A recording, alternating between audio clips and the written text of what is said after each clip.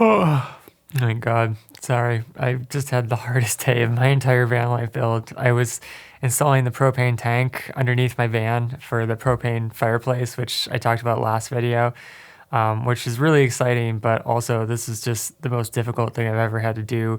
And I was working by myself too, which made everything harder. And I also don't have a lift, So I spent all day essentially like underneath the van on my back. And the first thing I had to do was there's like basically only one place that I can put the propane tank. It's like this nice little compartment underneath the van. And the only problem is that there's like a minor support beam that runs straight through. So the first thing I had to do was cut that off and is using a die grinder. But it was really hard because it was very hard to reach, like you have this small compartment and then you have the divider in the middle. So that makes it even smaller. And then you're trying to like maneuver, the die grinder in there to cut. And then, I've got a face mask on for protection, obviously, but it's like spraying sparks at me. And it's a lot worse than inside the van when I was doing that because there's like nowhere for the sparks to go. And they're like hitting off of the ceiling and like bouncing back at me. And luckily, like they cool off pretty fast. So there's, I wasn't getting like burned or anything, but yeah, it is kind of crazy to have that many sparks, like right up in your face, even if you do have a face shield, And at first, I didn't think I was going to be able to do it. So I actually biked over to Ace and then I bought a chisel because I thought that maybe I could like hammer it. I thought that would be better. So I started trying to hammer it. And the way it is, it's like a piece of sheet metal. It's probably, I don't know, maybe a 16th or an eighth thick. It wasn't that thick, but it was definitely thicker than the stuff in the van. So it was harder to cut. But then you've got that and then it sort of folds over here. So I was trying to like hammer out, the welded part there and it sort of worked at the edge, but it was just like, I couldn't get the hammer, like enough force because I'm like, it's, I have only this much movement, I don't have like what is it? 5-fingered fist of death, strength or something. I don't know, maybe if I had Bruce Lee, I could have done it. But then I went back to the die grinder and it was back to like, cutting with the sparks flying in my face. And eventually I did kind of get into a groove and figure out how to maneuver it so that I could cut that piece off. And I got it off, which was great. That was a huge win. And then I had to figure out like, oh my God, what am I going to do with this propane tank? And part of the problem is that like, the tank is, it's round like this, and then it's got two flares, like sort of two-thirds up the tank. And then those are going to bolt into the supports that run on either side.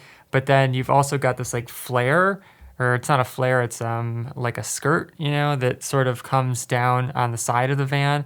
And the problem is that like where the little tubes and stuff come out for the propane tank, like, they're getting covered up by the skirt. So like the exact place where I need to be able to access them, they're getting covered up. So that was a whole thing. And I was like, oh my God, did I choose the wrong spot, But I think what I'm going to do is either do a remote fill or just have like a 90-degree, I don't think valve is the right word, coming down. It's already kind of angled like this, so I think it won't be too big of a deal. And then it'll be pretty easy to access because it'll be like the side, and then it'll just poke down a little bit here so that, fill station can screw into it. So that's an option, or I can do a remote fill, like send it out to the back or wherever I want. So I think that'll be okay. So I figured that out, and then I was like, the next step is how do I actually get this 31-pound tank like up into place, because I couldn't really put it on a jack, like a car jack, because they're not really meant for having like a large flat surface, they're meant to like hook onto a little piece of sheet metal or something like that, so it's like, what else can I do? So I got some of my mom's kayak straps and I wrapped them around the propane tank, and then I found two places up in the van where I could kind of loop them through, and then they're like, the ratcheting straps or whatever, so you can pull them down. And I kind of just like went under the van and then pulled one up a little bit and then scooted out and then went onto the other side and like pull it up, and slowly back and forth I got the tank like pretty close to the position. But I realized like I couldn't get it all the way up because the thing that I was attaching it to wasn't like high enough, so it was just, yeah, it was very awkward. I'm like, what am I going to do? I thought, like, do I prop it up with wood? That seems incredibly unstable. So what I kind of settled on is only having the kayak straps on one side, letting the other side of the propane tank hang down like this. And then I drilled the holes. So I got my first step drill bit, which was exciting. I had to go back to Ace to get it. But if you don't know, a step drill bit kind of looks like a pine tree. It's like this, and then you've got your little bit here, or attachment. And then like each level is like a different step. So you start out at 3/16, and then go on and on and on. You might get to a half an inch, and then I think the largest was like 7/8. But it was really handy, because like it's easier to start the hole, especially drilling into thick metal. So like you start drilling, and then it goes like zoot, and then it drills another level, and it's like zoot, so it's very easy to stop where you want it to. So that was nice. But the first one, I think the hole, my pilot hole, I must have moved outside of it a little bit, because I was like the hole was like right up against, where the metal support curves like this. So I realized that when I put the bolt in, I was going to have to like make it larger. So I had to do that. And all the while, I'm like laying under the van. It was cold. It was like lower 40s, but it was also like sort of wet cold. So it was just not a fun day, is what I'm saying.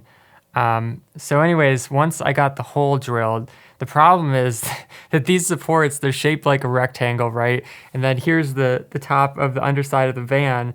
And so like you can't access this. And so I'm like looking at these bolts, and I'm like, okay, like how am I gonna get them into there and set down? Obviously if it was just a flat surface like this, you just take the bolt, you put it in. But if you can't reach the inside of the place where you need to put the bolt, what do you do? So what I did is I took some wire, and I wrapped it around the bolt, and then I found a space like at the end of the rectangle, and then I fed the bolt in there, and then I also had the wire coming out of another hole, and then I pulled the bolt like through the rectangle so that it got near the hole that I had drilled, right? This is super crazy, but it's actually kind of genius. And then because the wire had a little bit of stiffness, like I was able to sort of finagle the bolt so that it was like standing up, and then I got it to sit in the little hole, and I was just kind of like jiggling it around until it fell down into the hole. It's, yeah, like I said, kind of genius, but it was really frustrating. It took me a while to figure out how to do it properly. And the first time I tried, I actually like lost the wire. I wanted to like wrap it around loosely because I didn't want it to fall off too easily, but I also wanted to be able to pull it off once I got the bolt in there. But I put it too loosely, and so the bolt was just like loose in there. And then oh my God, I had to use like a paint dauber and like stick it in through a hole and try to like push the bolt so I could get it.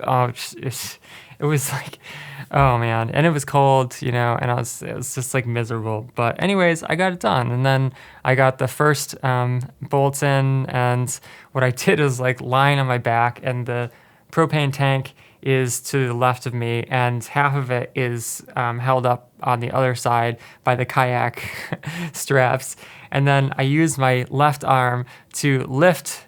This is like lying on my back, so it's like very awkward, lots of strain, shoulder strain.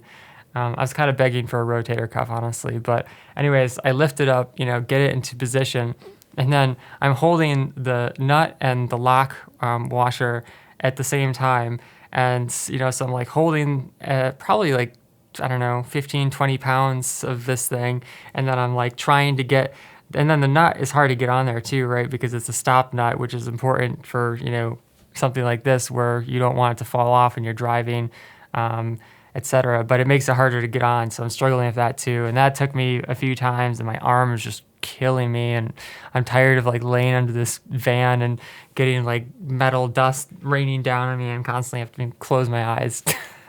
I really appreciate mechanics now after going through this experience, because it's not fun being underneath a van, although to be fair, they have a lift. And when I went back to Ace for the second time, I did ask them half jokingly if they could sell me a 10,000 pound lift, and the manager laughed.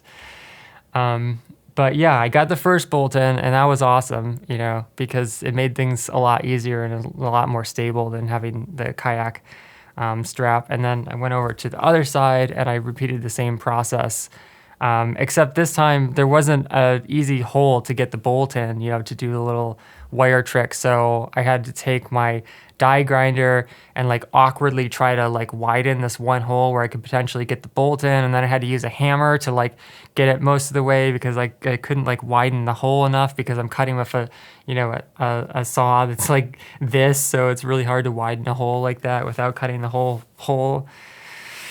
But anyways, oh man, I did the trick again, got the bolt to sit down, and then I started putting the propane tank up again, this time using my right arm, still lying on my back, and I pushed the bolt out of the hole, so I had to go through the stupid trick again, and I had detached the wire at this point, so I had to like do the whole like pushing it out, with, God. And then as I was doing it for the second time, I was pushing this heavy ass propane tank up, and my shoulder was just like shaking at this point because I'm just like exhausted from working all day. And just as I'm like starting to screw the bolt on, it starts to pour. I was like, "Are you kidding me?"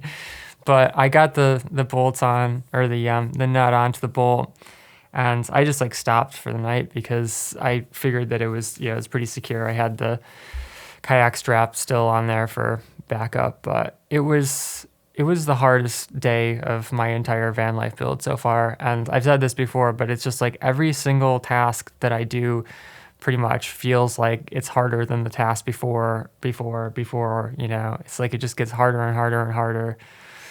And I have to do all of this and try to YouTube at the same time, it's like 8:30 or something, and I'm having to record a YouTube video because if I don't record a YouTube video, my stats immediately start to drop, and like I'll lose $25 to $50 in a day if I don't post a video, and that adds up really quickly if you go multiple days without posting a video.